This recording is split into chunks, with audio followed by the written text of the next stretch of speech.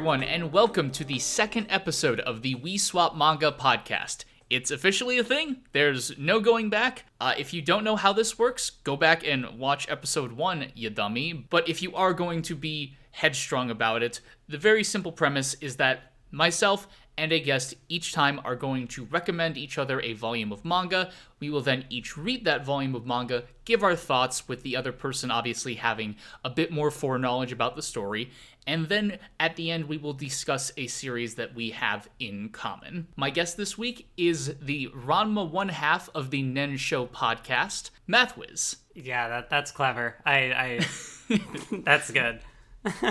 If I was clever, I would make some sort of joke about like, oh yeah, I'll take one manga minus the manga or some. That doesn't make sense, but No, some sort of reference. But yeah, hello, it's me. I have a YouTube channel. It's called Mathwiz. Like TazerLad said, I do the Nen Show podcast with another YouTuber, Craftsdorf. We talk about shonen manga, and we go like arc by arc, and it's very long, very, very long. So this will be a nice refresher where it's like, okay, just like an hour and a half compared to the Nen Show where we sometimes go for like 4 hours or more. Yeah, we'll aim to keep this on a reasonable length, I think. But I think it helps because we are obviously talking about, I think they are all technically in the shonen demographic for as much as that's worth. Or is Baby Steps shonen? Yep, Baby Steps is Weekly Shonen Magazine. Okay, cool. Yeah, I guess, spoiler alert, one of the manga we will be talking about is Baby Steps. That is the one Mathwiz recommended to me, and to her I recommended Quintessential Quintuplets, and then the manga we will be discussing together is Blue Box. And kind of, I guess, maybe a little bit fitting, again, talking about the shonen angle or the theme we went for this time was romance, more or less. Some degree of romance within the story, which, at least in a lot of battle shonen that I think a lot of people are going to be familiar with, it's not always the primary aspect. It's often very understated or like left till the very end. But to start off, we will be discussing the first volume of Quintessential Quintuplets. I'll just give a brief intro, and then Mathwiz, you can give your first thoughts about it, your kind of initial impressions, and we can go from there. Quintessential Quintuplets is about 5 sisters who all are in desperate need of help studying. And there is a tutor, Futaro, who is very good at studying, who is basically hired by their father to help them get their grades up. He is a poor guy who is trying to make some money, and them being the daughters of somebody very wealthy, is obviously able to offer Futaro quite the bag to tutor them. So that's kind of where the story begins, with a little bit of an extra twist that the beginning of the manga, the very beginning, is actually a flash forward to the wedding ceremony where we see Futaro is marrying one of these girls, because this is a rom-com series, so obviously there needs to be a winner, and so we get a very early premonition that there is going to be somebody marrying Futaro at the end. So with all that in mind, Mathwiz, what are your thoughts about it?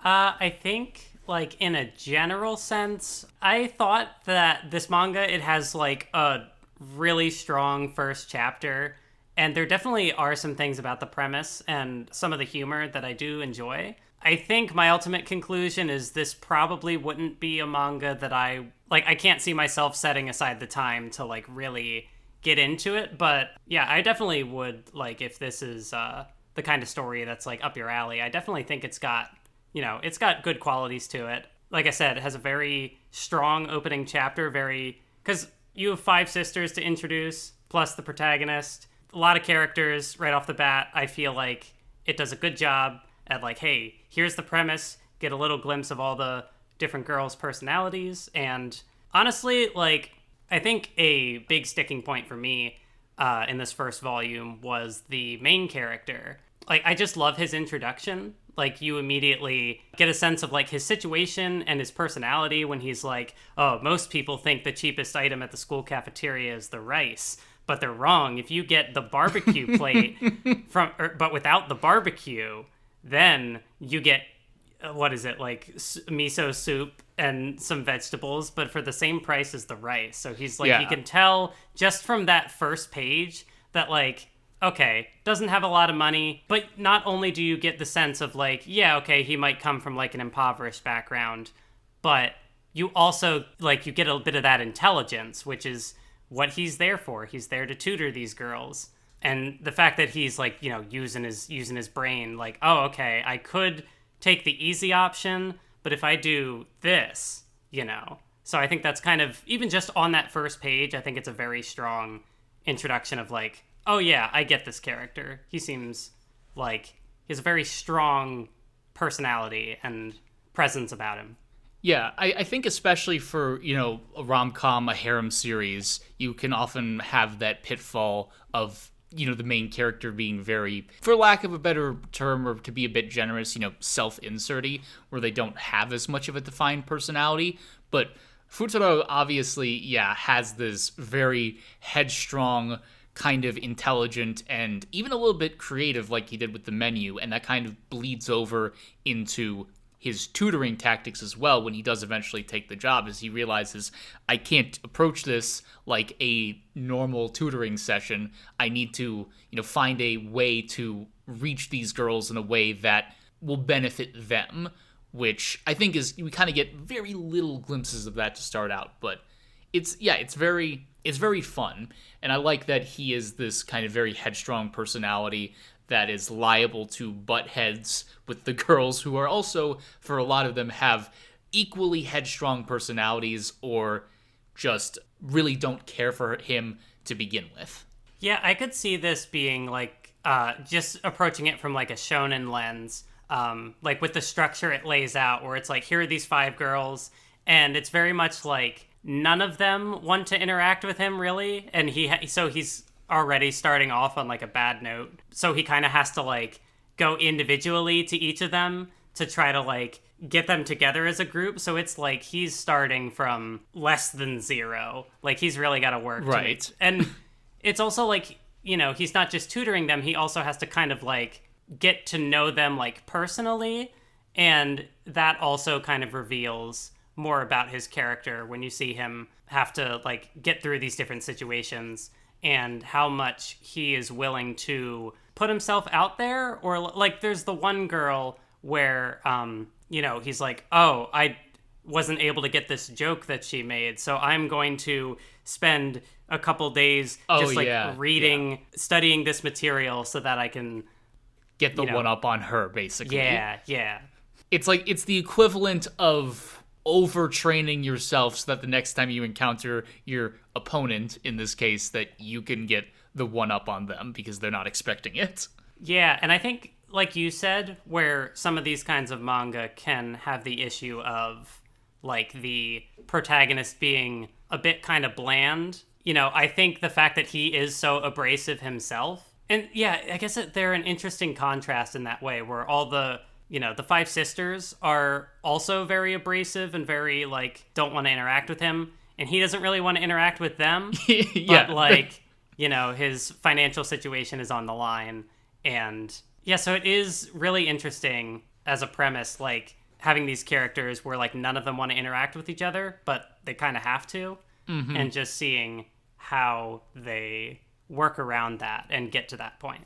Yeah, and I'm glad you think that right off the bat, the author, Negi, does a good job, like, balancing the characters, because as someone who's read, you know, all of it, I think that continues more or less throughout the entire series, that he does a really good job of making sure that no single Quint gets left out for at least too long. There are times, you know, one might be a bit more of a focus of an arc or like a story beat, but generally speaking, I think he does a really good job of juggling the character development of all of them. So I'm glad, if you having only seen or read the first volume, kind of get that impression, because I think it's not just something that develops later on, you know? Yeah, and I think, like, you know, the fact that it definitely wears on its sleeve, the fact that it runs in a shonen magazine just through that structure, because it gives you kind of that sense of escalation where it's like, okay, he can do this one girl and, like, figure her personality out and kind of befriend her and then move on to the next one. And, you know, there's kind of like, yeah, like I said, that sense of, like, you get the end goal right off the bat, you kind of get the structure of how to get there. And yeah, I mean, like I said, even if I think there were, like, little things about it that over time I might, you know, nitpick, but I do think it has like a really solid structure for first volume. I'm glad you think so. I guess I have another question, again, thinking as someone who has the context of the full series in mind. How much did the girls' relationships with each other come through in the first volume? Was that something that you felt was present, or something that you felt like it was more so just kind of focused on getting them into the story and having them interact in some way with Futaro? Like, I guess the first chapter, obviously, there's not a whole lot going on, but I think you kind of do get subtle little interactions. Like, you have Yotsuba, the one with, like, the ribbon on her hair, on her Yes. inner hair. I can't speak. The Genki, energetic, sports-centered one. Yeah, and, like, they kind of introduce them one by one where, like, she's going to the different rooms, and you kind of get the sense that there's, what's the name of the slob? The, like, athletic one. No, wait, is she athletic? I don't know. Or wait, the kind of, like, is snide the word I'm looking for? Just, like, she seems like a tease. Short hair or long hair? Short hair. Okay, Ichika. Right, yeah. Yeah, like, there's a little interaction where Yotsuba is like, oh, like, I just cleaned this room and it's already so filthy. So you kind of get the sense that they're a bit familiar with each other.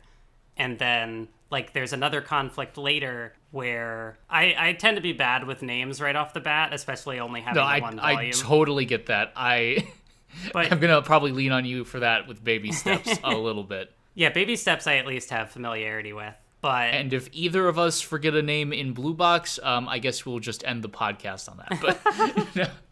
But yeah, I'm glad you kind of sense that familiarity. I do think it becomes a lot more of a theme as it goes on, because as you know, you get to know each of them more and their specific relationship to each other and their backstory. Like, I think it comes through as, like, it's very nice that there is a little bit of hint of that in the beginning, and that it's not just, 5 girls who just happen to be related to each other, with one of them eventually falling for Futaro, right? And we're just kind of getting, like, a line drawn to them, from them to Futaro, without a line then also connecting to their sisters. Like, I'm glad it's not just like that. Yeah, like, I think this first volume being just the introduction to the manga, I think does predominantly focus more on... Because, yeah, like, the characters have to get to know each other and stuff. But you do get, like, little tidbits of the sisters interacting with each other.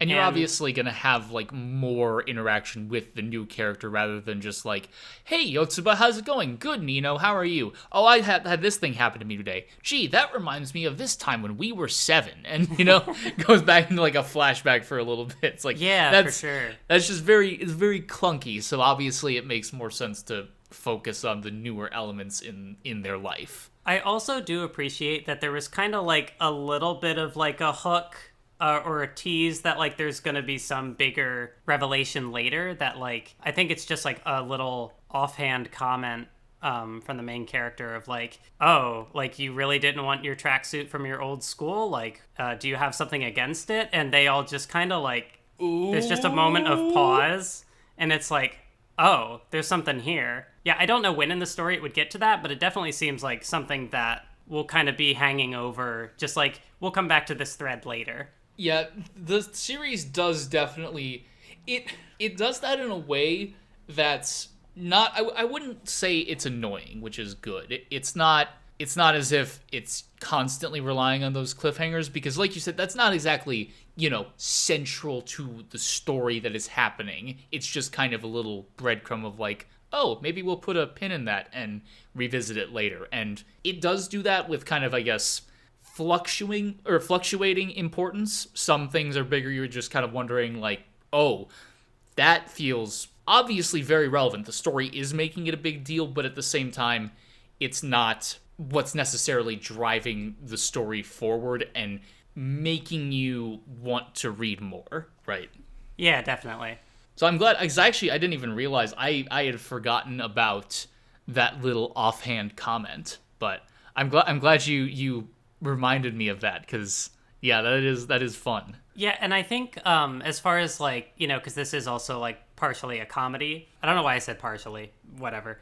But yeah, like, it's got those comedic elements to it, and like, I don't want to just name a bunch of jokes that I liked, but I think it's kind of clever in how, like an example I really liked was in a similar way to in the very first page where we find out about like, the character's, kind of poor background.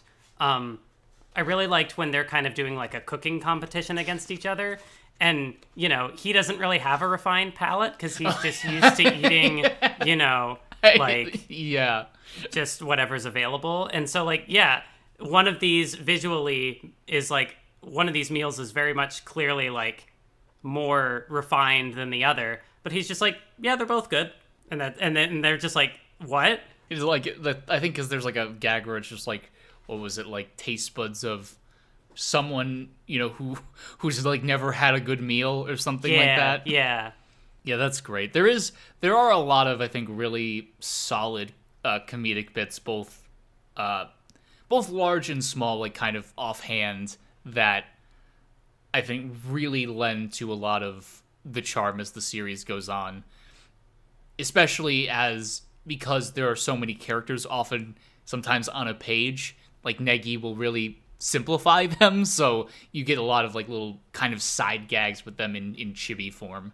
Yeah, I definitely do get the feeling that like because it's the introduction and just the first volume, the characters kind of lean a little bit towards like an archetype, but that makes sense. Like, you can't introduce them all at once, and yeah, it definitely seems like a fun cast that could go interesting places. I'm glad you think so. There was one thing I feel like you're talking me into like wanting to read more of this manga now. I feel like that always happens when you discuss it. It's like, oh, you know what? I didn't quite connect these while I was reading it, but yeah. Well, hey, maybe if we ever do like a part 2, I can encourage you to read the second volume of Quints, and we'll just slowly over like the course of maybe 5 to 10 years. Yeah, that's the way to go.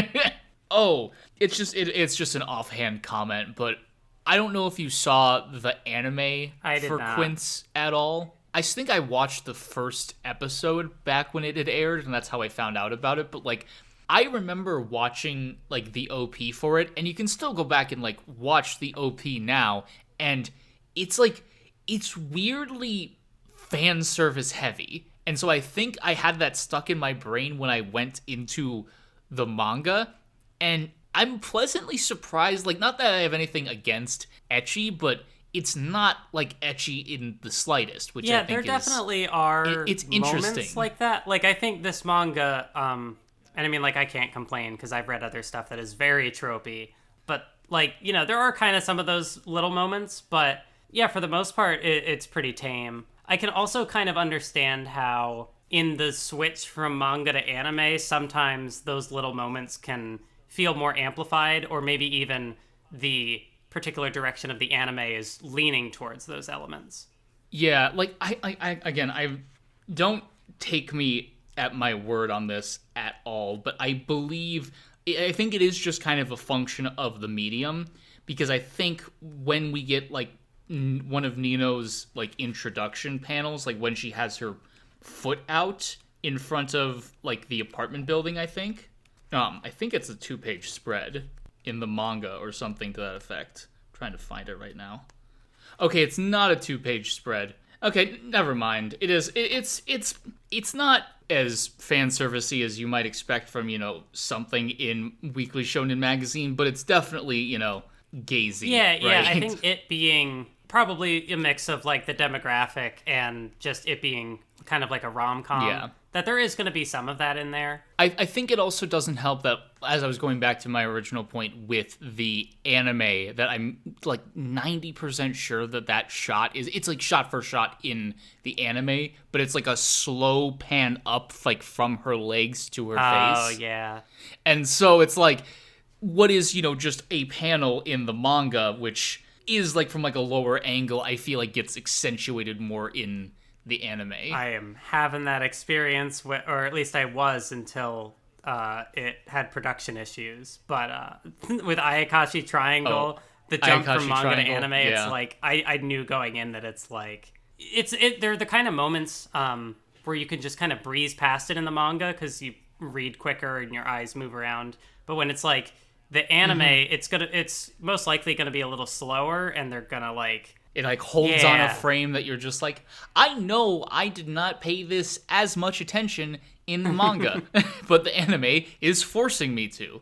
Yeah, it's really neither here nor there in terms of like overall quality. I think it's just something that you can find interesting in the translation of mediums. But with that, why don't we jump over to Baby Steps? Mathwiz, do you want to give us a little primer for it? Yeah, so Baby Steps, it's I was going to default to anime because that's what I saw first. It is a tennis manga where you follow this boy, Maruo Eiichiro. He is, oh man, yeah, I got to be careful because I feel like I could just go off with Baby Steps. He is the winner of 7 Grand Slams. But yeah, he is a, kind of a studious kid. You're introduced to him and it's like, oh, he has the nickname All A because, he's so good with his tests and his studies. And he's very wait, I feel like I'm not giving a good synopsis and I'm just jumping into it. That's fine. Yeah, he's very studious. Yeah. That's kind of his personality type at the beginning, much like how Futaro is very smart. Yeah, so you get this studious boy, and he is looking to get some exercise, but he kind of just ends up getting dragged into the local, tennis training facility, and, he ends up getting roped in by one of his classmates and a friend, who, she wants to go pro at tennis, and he's like, people could be this passionate about this, and, from there, it's kind of like, he starts picking up tennis, and it's a fun manga. I've only read the first volume, but I've seen the anime. Yeah, how much of the anime is there again? Is there 2 seasons? There are 2 seasons, both of them 25 episodes. Okay, so it's a healthy amount of anime, but yeah. Yeah, but the manga as well is really long. I think it ran for 10, 11 years, something like that. I think when I was looking up the chapters to go back to start at chapter 1, I said something around in the 400s, which I thought was crazy. Yeah. But yeah, so it's if you want a good sports manga with just kind of a dorky protagonist who tries really hard, Baby Steps. Get on it. Yeah, so I read the first volume of Baby Steps, and I'll admit I read a little bit past volume Let's 1 go. because I was by the end of volume 1 I was a bit enthralled. I think also I'm pretty sure volume 1 ends off on, I don't know if Achan has completed the challenge yet, or is that might be the chapter after it, but it's when the best tennis player whose name is eluding me, but the best tennis player at the training camp, Takuma, kind of snaps at him out of nowhere, and then they have that challenge of if you can hit one of my serves back, I'll tell you why I got mad at you. Yeah. And so I was like, okay, I love little challenges in sports stories like that are kind of obviously give the protagonist a little bit of a fighting chance while also still managing to exemplify the mountain that is what they're trying to accomplish. Nobody in the facility really thinks that he stands a chance at returning a serve, but you want to still root for him because obviously it's a good measurement of stakes, of being able to be it's just this one thing. He really just has to make contact with the ball correctly one time. Yeah, but it's such a small step in the greater scheme. A baby step. I don't want to say the quote because I think it's kind of a spoiler, but I don't know what it spoils. But yeah, Baby Steps is a very accurate title. Well, isn't the full phrase baby steps leads to giant strides or something like that? Yeah, okay. See, yeah, it's not much of a spoiler. Yeah, I had heard that maybe honestly in reference to Baby Steps at some point in the past. Yeah. I think it is very indicative, obviously, coming from, Achan's perspective of somebody who's entirely new to this. I do like how he's got this air about him of it's not that he's not opposed to the exercise. Yeah. And it's not even that he's particularly I don't know. I feel like there'd be a lot of protagonists that would be studious and they would have very much a goal for that studying. Yeah. And I like that Achan doesn't. That he just kind of is like, well, it's, I guess it's expected of me, and I'm not smart per se. I'm just very studious, and I just, do the notes a lot, and through that repetition and memorization, I have been able to, just do really well on the tests. And so I like how that then also, translates to the, tennis, where he's, taking very meticulous notes, drawing the poses. I'm looking at Volume 1 right now, the cover of Volume 1, and I do love that in the background of it, you've got Achan, you've got Natsu. Don't compliment me on remembering the name. I only remembered it because I remembered it was part of Chinatsu. Oh, okay. Who's the main female lead from? I was like, oh, Natsu, like Chinatsu from Blue Box. So it managed to stick in my head. Yeah, I love that. Did not even think of that little tidbit. Because, I don't want to, talk over you too much, but I feel like I've been waiting on this opportunity to get you into Baby Steps for so long because, I look at Blue Box and I come to it from the lens of having seen Baby Steps, so I can see how, it does things differently and uniquely. So knowing how much you love Blue Box, I'm like, oh, gotta get him to read Baby Steps. So, how are you feeling about just, the characters and stuff so far? I like them. They're very they're very easy to like, right? Because Achan has, like I said, this determination that you just want to root for, and I don't think it's really there's ever a bad way to portray the practice makes perfect practice mindset. Yeah. And Natsu has I think I like I like that kind of magnetism that she brings, obviously, with how just very blunt with her passion that she is. Yeah. That she's, tells Achan basically from the go that, she wants to go pro. And obviously that, shakes up his world a little bit, and it's just very cool, and it's very easy, like with Achan and his determination, it's very, I think, easy to root for. And it also manages to kind of give you that spectrum of, what's the word I'm thinking of? Ambition, right? Yeah. They're those people that just maybe want to do a sport for fun, realize, I'm never going to really pursue this professionally. And then you have the people on the other end that are like, I want to put my all into this because, I'm good enough. And maybe there is a chance that I could end up going pro. Yeah, I'm really glad that you're able to pick up on that stuff just from the first volume, because Baby Steps does some interesting stuff with that sort of idea.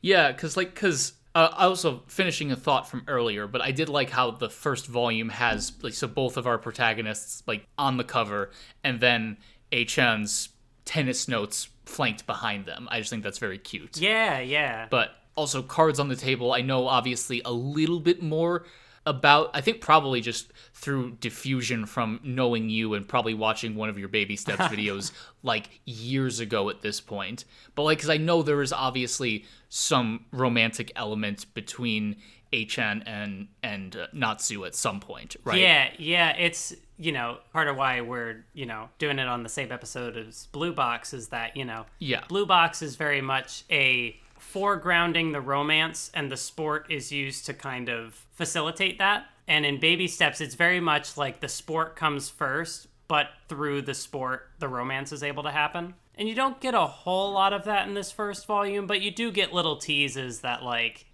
there's some... Oh, you know what? What did you think about the best friend, if you had any opinions on him so far, Kageyama?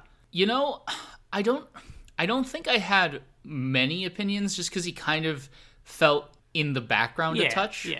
I like that he just kind of was a bit of a bro in a way. Maybe, obviously a little bit teasing, especially when it came to Natsu. Yeah. Just being like, oh, you. I think it can be very helpful because, again, contrasting it with Blue Box, which will I'm trying not to bang on it too much because we will be talking about it shortly. But, in some romance stories, you need to have the protagonist smacked into the realization that they have feelings, for lack of a better word. Yeah. And Kageyama feels like he can very much play that role of just kind of poking him in the back with a stick of hey, you like Krabby Patties, don't you? And like Krabby Patties, I mean Natsu. But whereas, a lot of like Taiki, for example, you don't need to be like, nobody needs to convince him that he likes Shinatsu. So Yeah, one thing I was kind of going to say earlier is that, like, even in the first chapter, you kind of get a visual where they're just kind of, like, walking on the side of the road, and, Achan's talking about, like, wanting to exercise or whatever, and, like, there's this visual of him, like, walking along train tracks, which is very much, like, indicative of the fact that when... he can be very oblivious, but once he gets focused on something, like 100% of his focus goes towards that. And I do love how that's showed off in this first volume, where it's like, he doesn't even know if he wants to join the tennis club or like what he's going to do with it, but he still like goes all in with it. Like he kind of just... without even realizing it, like he's like fully committed to it and spending like whatever free time he has on it. And it's just like, it's really cool to like see that. It's passion, but like he doesn't quite know that yet. That's just his mentality where he just does the thing. I think that's a good way to put it, and I think I think it can be, I guess, to get a little bit psychological with it. Mm-hmm. I think there is a bit of, what's the word way I'm trying to like almost instant gratification when it comes to, I think, tennis, in a way that Achan... like, I'm looking at the panel right now where Natsu is asking him if studying is fun, and he's like, no, not particularly. And I think you would think that might be the same thing with tennis, but I think because there is that maybe rush of endorphins and just, that immediate sense that you're getting better, like when he's constantly like critiquing his form, it's something that studying doesn't really have, right? Because you have to practice this all over and over again, and then what do? You go in for the test, you take the test, you hand it in, you don't really necessarily know how you did 100% until you get it back, and so I think there is that, it's very hard to internalize that, like, okay, my efforts are leading to this concrete result, even if it is a connection you make. I think it's just a much more immediate connection that you make with something like a sport, especially when it's like just him hitting the ball against the back of that wall for like hours on end. Like, I think that was probably honestly one of my more favorite understated parts of the first volume, because it's just very much, it feels very in character for him, but he's obviously, getting himself hyped up a little bit in the sense of getting better and better and improving, that is not really ever, I think, articulated as well when it comes to studying, in part because I think that's just very hard to to depict when it comes to such a silent activity like that. But and I think even in this first volume, like kind of by the end where he spends like that whole day, like you kind of get it a little bit of Natsu's perspective, where like she goes in to do her practice, she comes out, and like she noticed before she went in that he was there, practicing his swing, and she comes out and he's still there. And, you kind of already get the sense of like how these two can kind of inspire each other, because she sees this person who, has like, he's just getting into tennis, but he's like so focused on it. And she's like, she even has that little interaction with Takuma where she's like, he's gonna be good. Like, if we don't practice, he's gonna lap us. Yeah. Which, Takuma scoffs at, but you're just like, I mean, if he keeps putting in the effort. Talking about this, I'm just reminded of, you mentioned that old Baby Steps video I did. That was in like 2017, and I remember at that point saying something like, I want to make a multi-part analysis on this series, and it hasn't happened. Yet. Yeah, exactly. This is kind of more so, I'll bring it up maybe a bit more in Blue Box, because I think obviously we both have more experience in Blue Box that overlaps. But I think throughout all three of these series, and honestly in a lot of rom-coms that I feel I've read recently, there is a unifying theme that I think really is what makes a good rom-com work, and it is that idea that you want to better yourself for both like yourself but also someone else, right? And I guess I don't know necessarily how much that is a thing in Baby Steps, but I could definitely see, especially as Achan and Natsu like get closer, that there is an element of, him wanting to be better at tennis to better support her and whatnot. Yeah. And maybe a little bit vice versa. Because I know that's a thing in Quints when it comes to like the studying of like wanting, to again better yourself for the sake of another person, being the best version of yourself for that other person is, I guess, another way to put it. And that is, obviously also absolutely something that happens in Blue Box. So I think that's a really interesting unifying theme that I think works really well, regardless of like the actual like context of the romance, whether it be through sports or through studying or through anything. Yeah, for sure. I guess I did have one other minor question, just as you are someone who is, more familiar with the anime, and this is technically still your first experience with the manga. What do you think of how it was adapted? Oh, I don't want to say it's tough to recommend the Baby Steps anime, but like it's not anything special of an adaptation, honestly. Like it has really pretty background art, but I feel like it, at least from what I could tell in this first manga volume, there was like one slight change that I noticed in the first chapter where you kind of get he comes home from school and his mom is there with like some friends. That doesn't happen in the anime. I don't know if I noticed really many other changes, but I thought that was interesting how in the manga it seems... I don't remember how the anime handles it, but like in the manga it seems much more like someone else was pushing him to start this journey with tennis. Right. I think it's a fine enough change because because it's not like his mom has to keep going back and like pushing him to go. He's just like, man, I tried that and I did not like it. And she's like, oh, but I thought you said you wanted to, start exercising. So what are you going to do then? It's like tennis probably isn't that hard compared to like wrestling. I could put you in wrestling or, something like that, or baseball or something, soccer. It's not exactly like a recurring thing throughout the first volume. Like I can't even remember if we really see his mom much after that even. Yeah, I don't think she, as far as I can remember, doesn't have a huge presence initially. But, like, she's definitely around. It works just as well, I think, to have Achan just, maybe walking by the tennis facility and just looking at it and going, tennis. And then just walking in and then everything else happening the same. Yeah. Like, there's not exactly it's not a big sticking point that his mom forces his hand to at least go try it out. Yeah. Yeah, I guess it's interesting how, he doesn't get into tennis like, oh, this looks cool, I want to do this. It's like he really is extremely hesitant to get into it at first.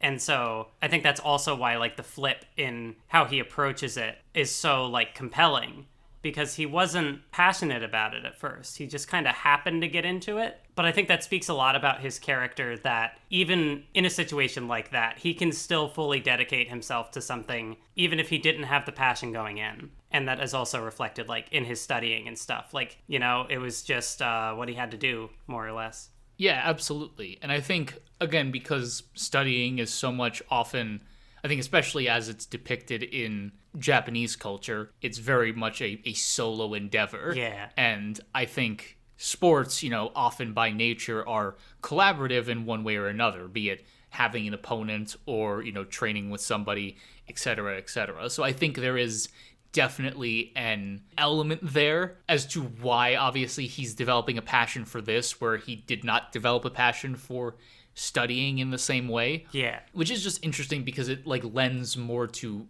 Achan as a character. I think it, says something about that he's not just, I just get really into whatever I try hard at.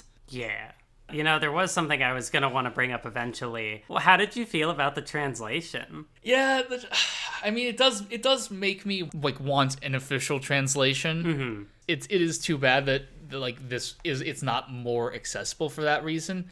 Like it comes and goes. There weren't. I find my brain tries to do a lot of autocorrecting, which more than anything can take me out of it. Yeah. And that's more just like a nitpicky thing. And to be fair, I feel like I do it occasionally for even like an officially translated work too, where like if they use the same proper noun too close in like a sentence together, or like in one word bubble, and then in like the next word bubble, they use like, in this case, Natsu and then Natsu again. I personally, my brain just sometimes changes that to like she or her or whatever, because it just feels more right in terms of cadence. But that's just very much a me thing. But I think when the translation is a bit sloppier or maybe just more direct, I think my brain is more prone to do that. Honestly, more so the typesetting, I think, was more taking me out of the moment than anything. Yeah, I think my understanding of it, I'm pretty sure the translation does get better. Because, Baby Steps is not, I don't know about, like, other countries, but as far as I know, it's not officially translated into English. And so I do feel grateful for the people who have been fan translating it, and I think they're still doing it. Like, they haven't quite caught up yet because, it's not official. They don't have a budget or anything. They're doing it on their own time. So I could kind of imagine that, like, I don't know if this was, like, a different subgroup or person who did the first couple chapters, and, like, maybe they just haven't gone back to go over it. But yeah, like, because I got into this anime in like, I don't know, 2016, 2017, something like that. God, like all these years later, it still bums me out that not only is the manga not officially licensed and so not officially translated, so I can't like purchase it to like support it and support a translation, but as well, the anime, it does not have a home video release. It was streaming on Crunchyroll at one point. I'm assuming Crunchyroll like got it when it aired, and then the license expired, because that's how I watched it. Hold on to it or something. Yeah, and so like no one picked it up, and so not only is the manga not officially translated or licensed, the anime as well. I'm pretty sure like Crunchyroll had like the streaming license and let it go, and so now you can literally find the whole anime on YouTube. Like someone uploaded both seasons, basically just like the Crunchyroll rip of it. And it hasn't gotten taken down, and it's been up for a few years. But this is a series that, like, it's kind of an understated favorite of mine, I guess. But yeah, I so badly wish I could, like, support it outside of, like, buying the Japanese volumes or something. Which would mostly just be, like, a nice thing to have on the shelf, but it's not, like, it's not practical to... You can't read it, obviously. But it could be nice to just be able to look at, the artwork in its originally rendered quality. Yeah.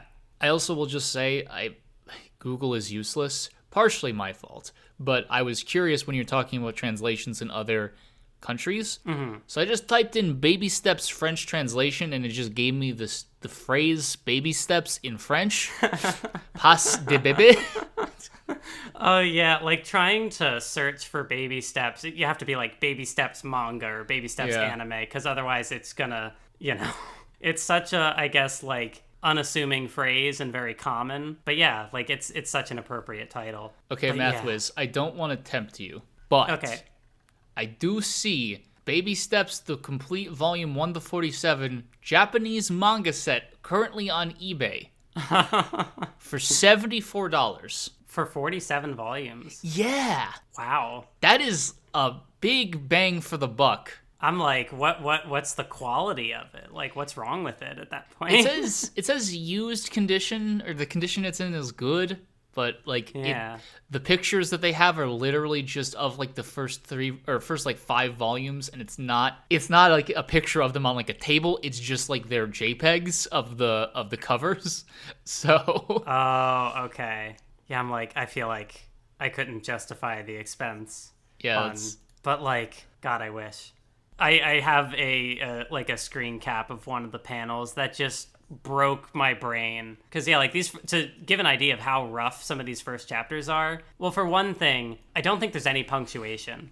At least not in... Okay, I notice in this panel there's like a comma, but not like a period. So like sentences just bleed into each other. But there's a part where he like pulls out a dictionary and he's looking for... because I forget exactly what he's thinking about. Yeah. But he pulls out like a dictionary and is looking up the definition of ski, like or love. I think he was comparing the two. But how the manga, or whoever did this translation, literally the dialogue bubble reads, like the romanized, like it's not the kanji characters or whatever, you know, just like ski twice to represent like and love. And then there's a note that says, he just reads the dictionary definitions. I don't know how to put it into words, so I'm not going to. You all know what it means anyway, right?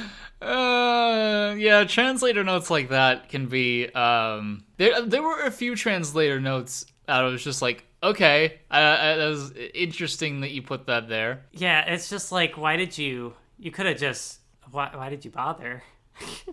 But I guess, you know, the fact that it's translated at all is like, you take what you can get, I guess. Yeah, no, for sure. It's good that it has fans that are willing to do it, so that way, you know, you and I can have this podcast, and people can obviously still experience the series in at least some form. And like you said, I'm glad to hear that it does improve as time goes on. I'm also like, maybe I'll even at the end of the discussion like send you the link to the playlist on YouTube of just like, here's the whole anime.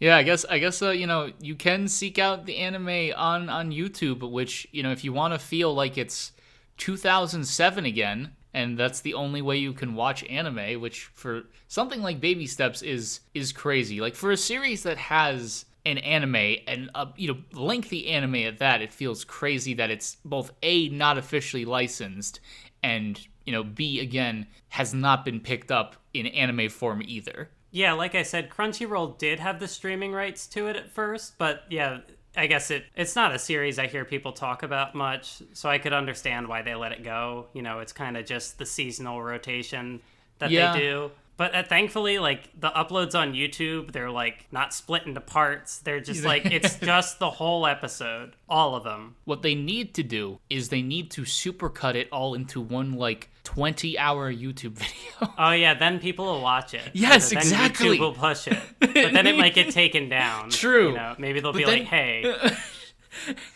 Shall we, I guess, jump over to Blue Box, then? Good a time as any, because I will just keep talking about Baby Steps.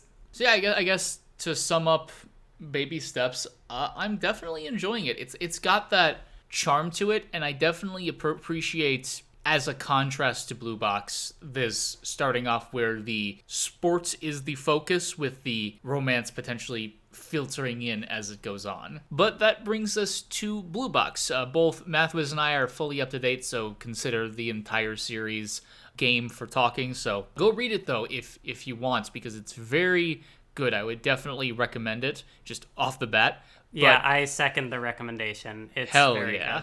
But it follows the story of Chinatsu and Taiki. Chinatsu plays basketball, Taiki plays badminton. They both like to go to the gym very early in the morning to get those reps in, and each kind of takes notice of each other being there very early, and slowly but surely they get to know each other better. And through stuff that happens in the first chapter, Chinatsu's family has to go overseas for work, you know, classic anime trope, going to America, and basically threatens to end Chinatsu's basketball career before it can really even start.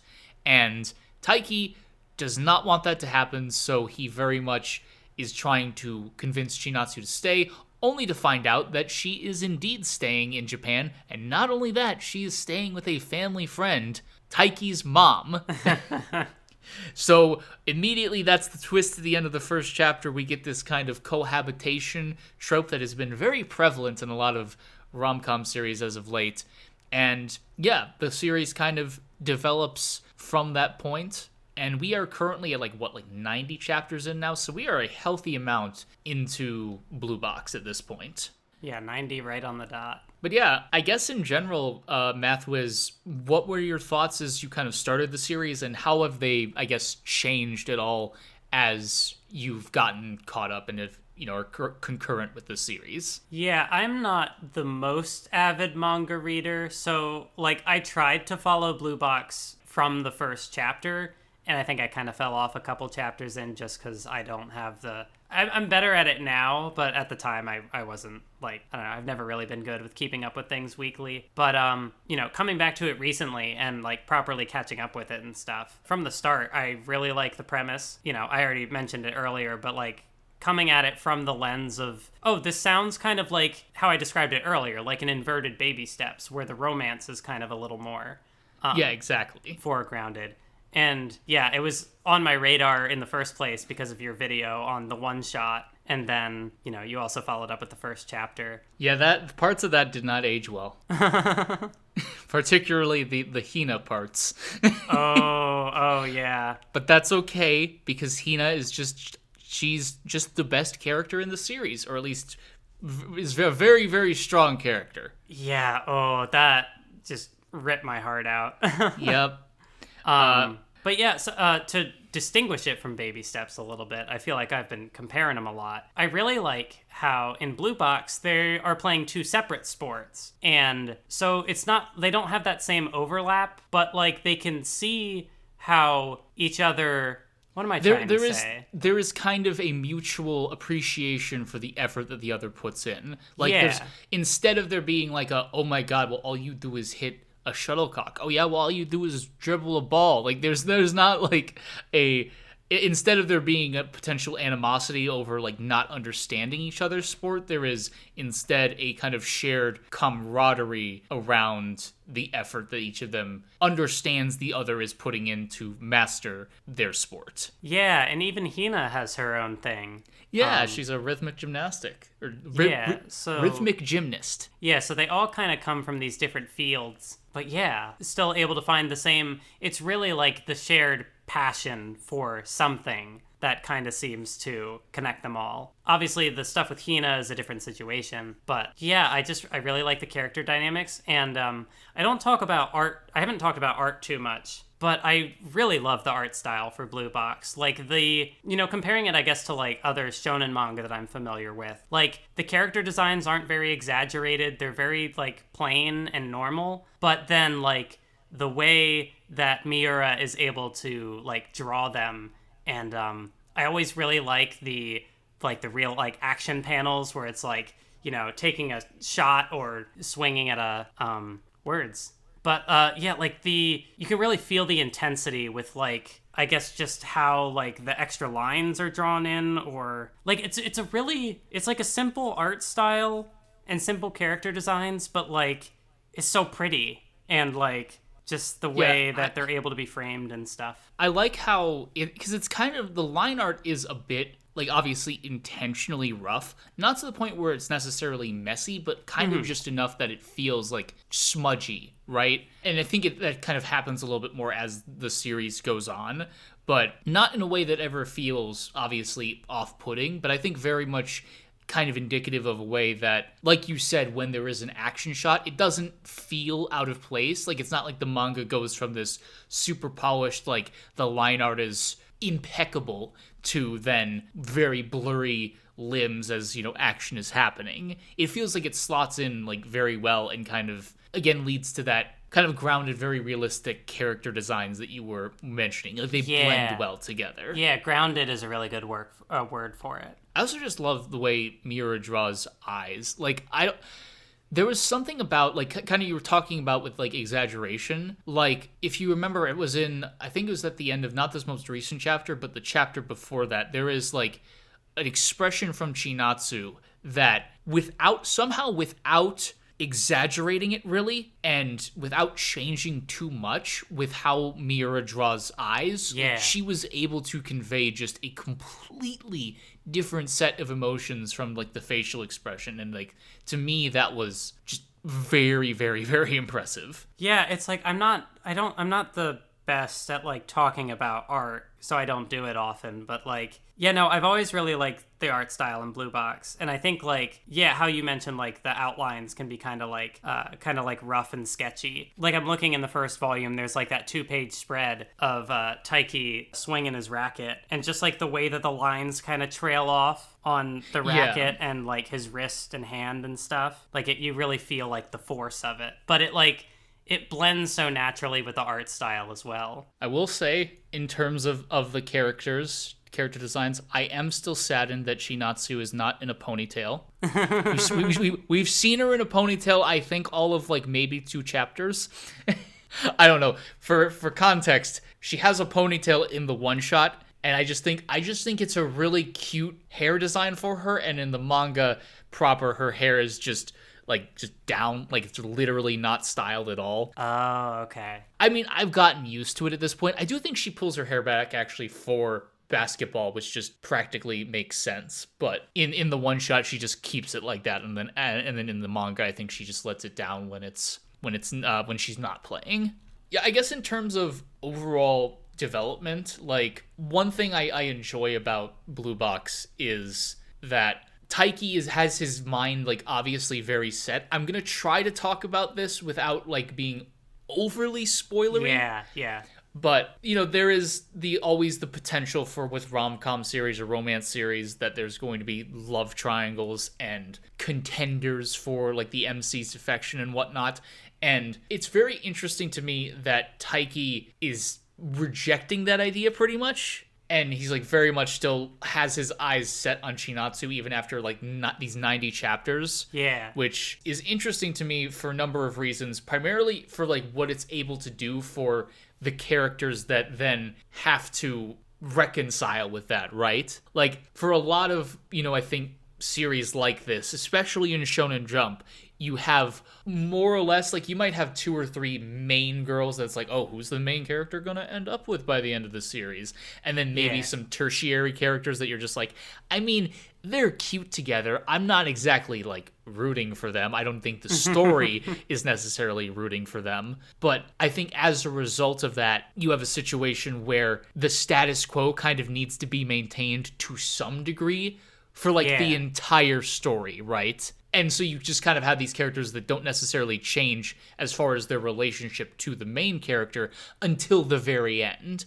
And Taiki, with his desire to just be very gung-ho about Shinatsu, is allowing these side characters in a lot of cases to grow beyond that before like the penultimate chapter or the penultimate arc, which is really interesting to me because it makes for, I think, just obviously more compelling characters, more realistic characters, but it also just has me wondering, I guess, how things are going to develop from here, because to speak again of kind of the recent chapters, I have been like loving what has been happening with Shinatsu just for the sake of, because up until now, we have not gotten the best insight into Chinatsu's psyche.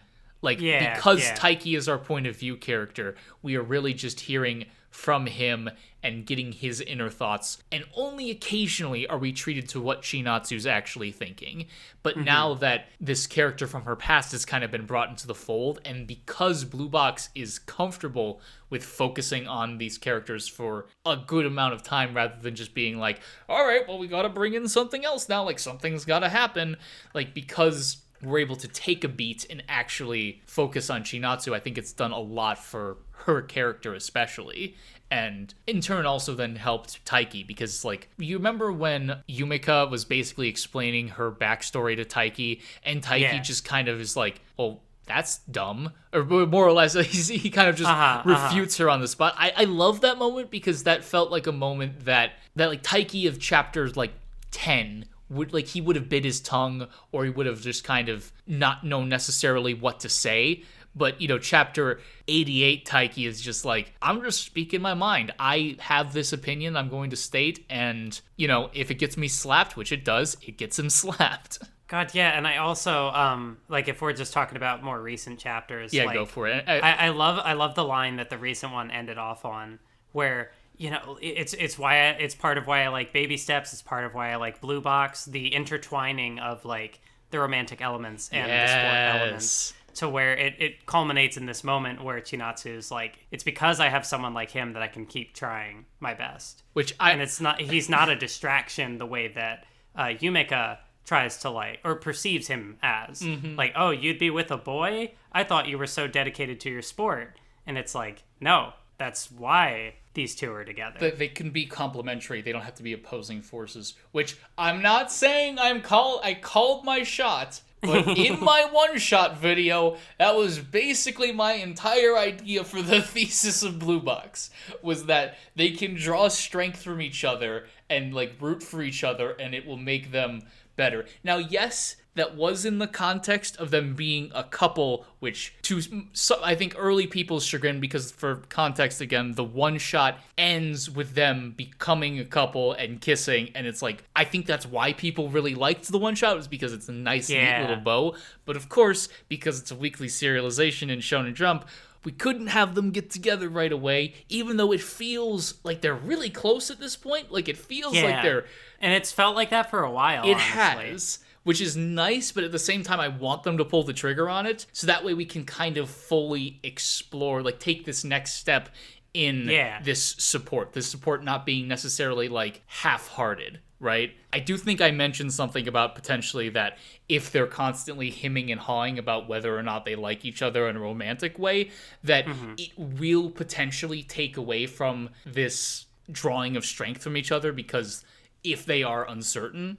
So that's why I think the next logical step would be to have something at least significant or semi-significant happen in their actual relationship. Yeah, like, I know, just kind of talking about, like, the different characters being introduced to, that shonen formula, gotta, like, keep the story moving along. I really, like, I definitely have had that gut reaction of, like, I don't remember her name, but the girl before Yumika who was introduced, the manager. The sister to Karen. Yeah. Like, I remember when she came in, I'm like, oh boy, what are they going to do with this character? And kind of a similar thing with Yumika as well. But I feel, like, at this point, I feel really, like, confident in the way that Miura uses these characters, because it's always like, like when the manager girl shows up, it's like, oh no, is she like gonna drag this out or take this in a different direction? Yeah, is she gonna be the new love interest? She actually, like, facilitates further development between the other characters, and very much the same with Yumika, it kind of seems like, where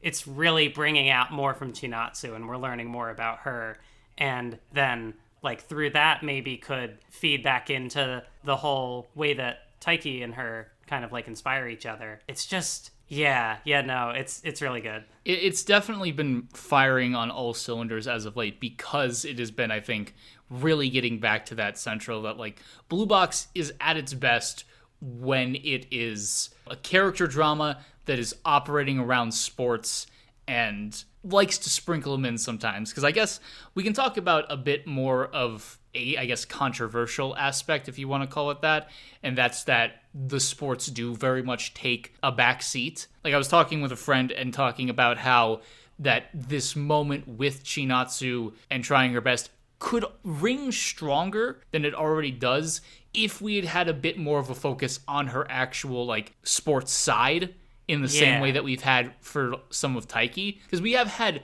glimpses with Chinatsu, but not to necessarily the same extent, because she's not the POV character.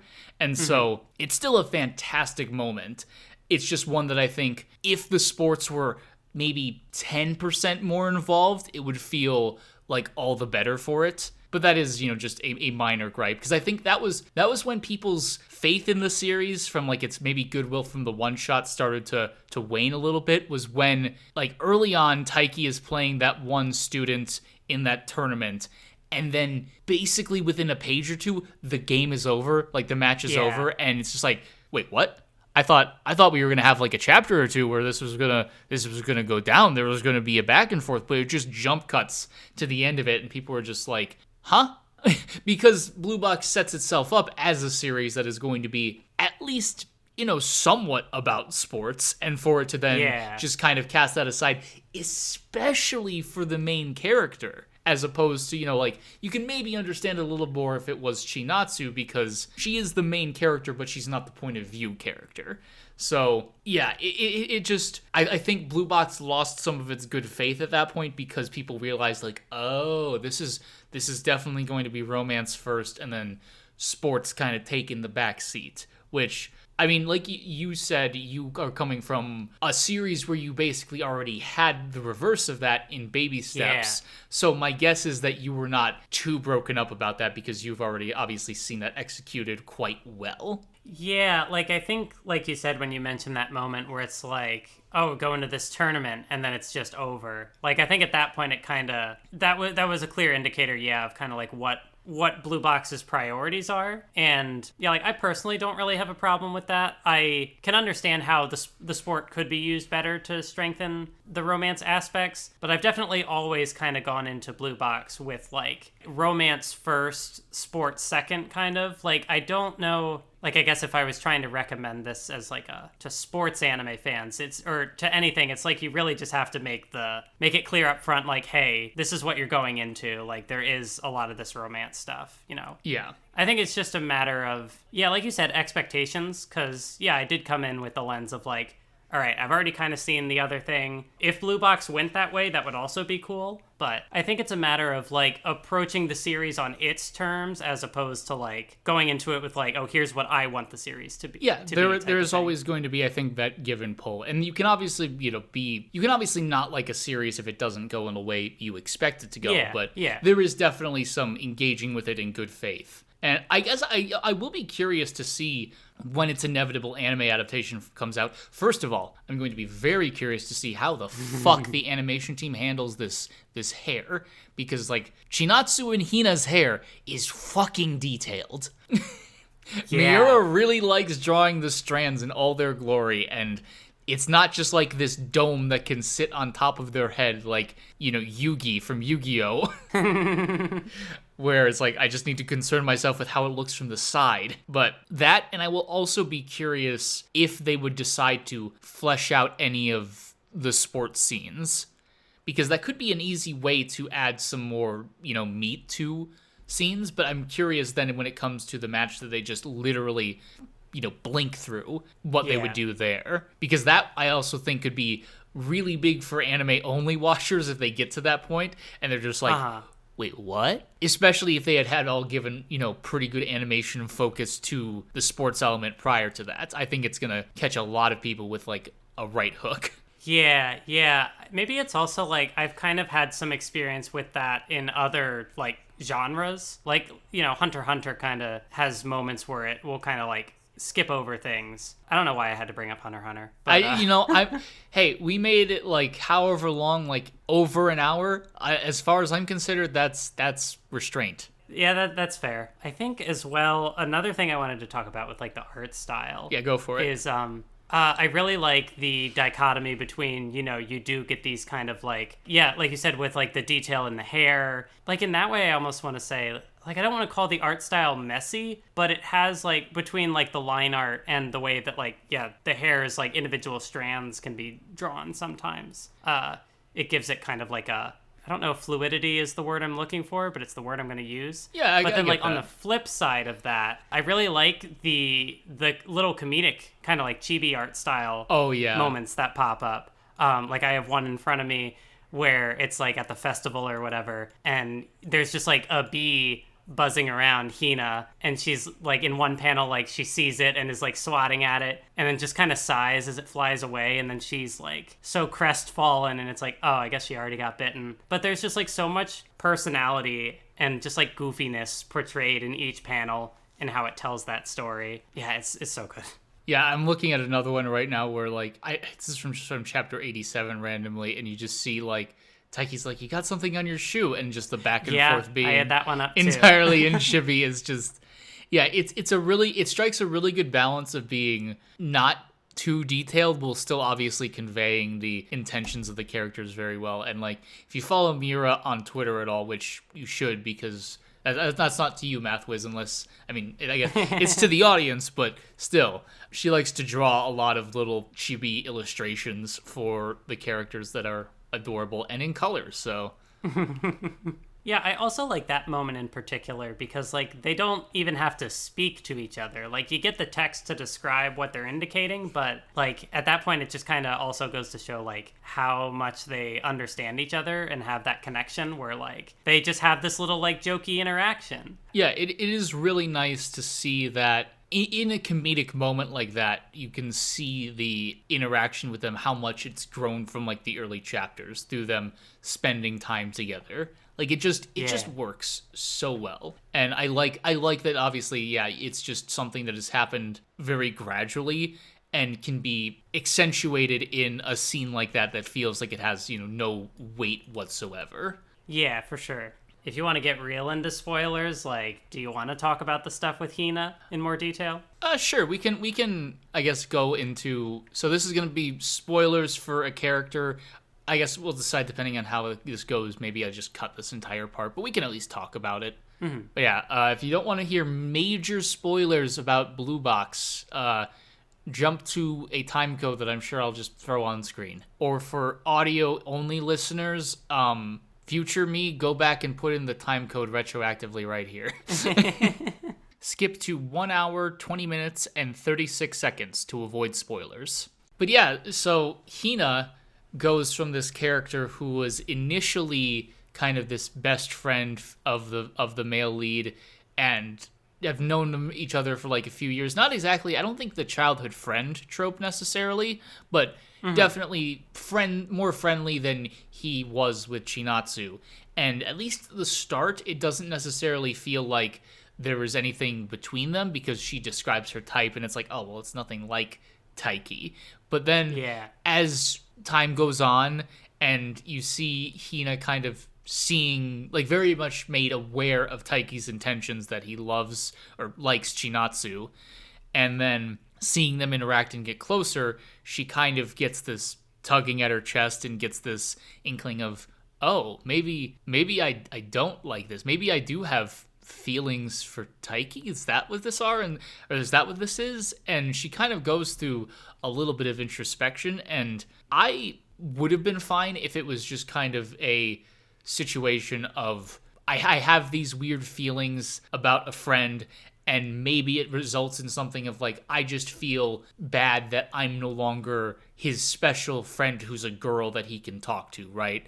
Something potentially obviously petty, but still understandable because it was something special about their relationship. But no, Blue Box goes full tilt into, I have romantic feelings for him, which for how it plays out, I think is a fine choice. I don't have any gripes with it in retrospect. Yeah, I think when you talk about like how there can be kind of a status quo with this series, like, I guess it's easier to look back on it knowing where it went, but you kind of do get a little evolution and kind of like Hina's feelings, and she has like that stretch where, you know, she's like, hey, I like you, but I know you like this other person, let's just leave it. And she oh god, yeah, it's, you know, she tries to hold on to that. And, you know, part of the status quo of that, I think, is like, it really challenges and questions Taiki on, like, he's got to make a decision here. Like, he can't let things go on. It's not healthy. It literally is that situation of like, like leading her on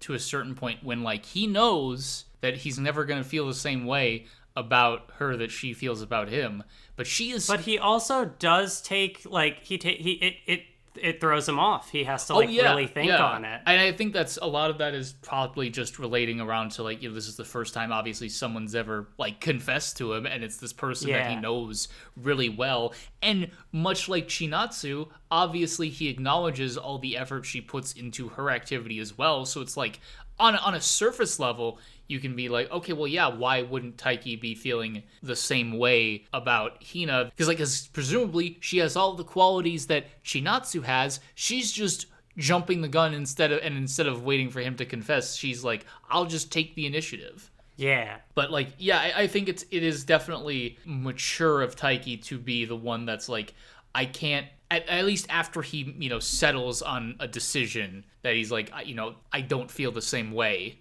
and I can't go out with you, sort of thing, that like he needs to stick to that and he can't just let it keep continuing on because he knows it's just going to hurt her more down the line, which is like, it's a very, like, again, like a mature thing for a series like this to tackle. Yeah, and when you talk about like the series potentially losing some good faith from people with, you know, the moment in the tournament happening, I feel like the fact that, you know, this arc kind of did have a conclusion where, like, I think that was a moment that really, like, that's when I was like, okay, you know, going from like liking Blue Box to really being attached to it.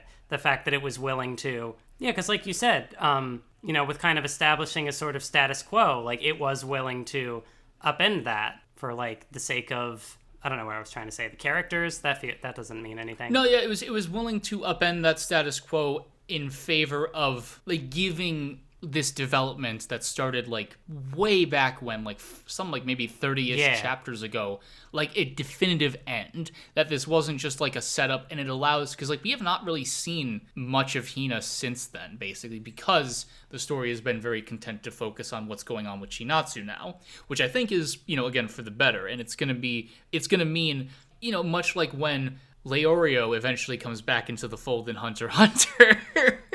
I wanted to, because I remember talking about Hunter x Hunter in that way, where like the ability for it to have characters that kind of cycle in and out is very much a strength, and it keeps things fresh. And I think Blue Box has the opportunity to do that too, obviously to a lesser extent, but in a way that I'm sure when we see Hina again, it's going to be like very, very interesting to see what her current mindset is. And I'm just glad that we didn't have to hit the brakes with Chinatsu to just be like when Taiki sees her in the gym after their big like, you know, confrontation and whatnot. Like, I'm glad we didn't just have a chapter of Taiki going like to talk to her and yada yada, and then just dealing with that for a little bit. Like, it's very clear that she will come back into the fold when I think the time is right. And I think because she might still be obviously attached to Taiki, but from a narrative aspect, because she isn't attached to Taiki, it obviously gives her the chance to grow in a hopefully different way, and that she's not still, you know, just lamenting a lost love. Yeah. And, you know, kind of to combine this with like just talking about the art and stuff, I love the spread where Taiki says like, I can't go out with you. And just, you like really pulled back, and you get to see like basically the whole gymnasium, and it's just like the characters are just so small in that moment, and it really kind of like, it's not negative space in the sense of like it's just the page is white, but like it has a lot of emptiness in that shot. And yeah, I feel like it really kind of captures what Hina would have been feeling in that moment. Oh my and god, really, I'm sure they did this on purpose. Mira, I see you putting it in the fucking basketball stadium. Oh my god, that's it. That was intentional. Like, there's literally a hoop in between them. There is. Almost exactly. Oh my god. Oh. Yeah, there's no way that wasn't intentional. But, like, yeah, it complements that as well. Like, there's some... It's not like... I mean, I was just imagining, like, Chinatsu's, like, taking practice shots down there just to hit the nail on the head. But that would have not worked at all. There are ways you could have staged this to make that imagery more blatant, I think. Like, I'm imagining, like, the same spread. They're on, like, the first floor. There's a column in between them. And outside, Chinatsu is just kind of leaning up against it, unbeknownst to her, like, what's going on, you know, behind the pillar. And you kind of get, like, this x-ray shot of, like, you know, Taiki saying, I can't go out with you. And Chinatsu is, like, physically in between them. Would have been very hammy, but this accomplishes that while also, like you said, giving this very like negative space and like, yeah, that kind of feeling of being outside yourself that I think Hina is definitely feeling, of just kind of this like, oh, I have to reckon with this. Yeah, and I think, I don't know if it was the chapter right after that, but I also, like, I had noticed there was kind of a similar moment. I don't know necessarily about space, but like, you know, when she's kind of like sad and she's got like the bunny hat on, or not hat, the helmet, or like the helmet, mascot head. I don't know what to call it. Mascot head. Yeah. But like, I love that when she's thinking like being in the same gym as these two is suffocating, but it's like, you know, you get the shot of the gym where it's like there are so many other people in here and it's so big, but like, even despite that, you know, it's like how intense she feels what she's feeling, that like just the fact that two of these people in here, like, she can't like tune them out, I think is, yeah, like, I don't think Blue Box is perfect about how it uses space necessarily. Like, I remember one time you tweeted out like that one moment where like Taiki sees Chinatsu and there are just like these couple background characters, and it's like, did they have to be the here? Comments, the classic Rent-A-Girlfriend commenting on how cute the girl is. Yeah, when it's kind of like, it draws my eyes away from Chinatsu. Oh yeah, one. I'm literally looking at it now. Definitely are. Yeah, it's like, there's like so many other ways, like for it being a full page shot, there's so many other ways you could have used that space in a more constructive manner to convey like the same thing. Yeah, so it's kind of like you can tell that it's still like an up and coming mangaka, but there are some like really, I think, inspired just uses of space and framing and stuff. No, yeah, definitely. Oh yeah, and I guess just also like tying it back to the character stuff as well. You know, the manager girl coming in and she had a goal, but then she kind of had to have like her ego checked of like, oh, I meddled in this situation and made it worse. And so it's like, yeah, whenever a new character is introduced, it's like they help facilitate development rather than like being a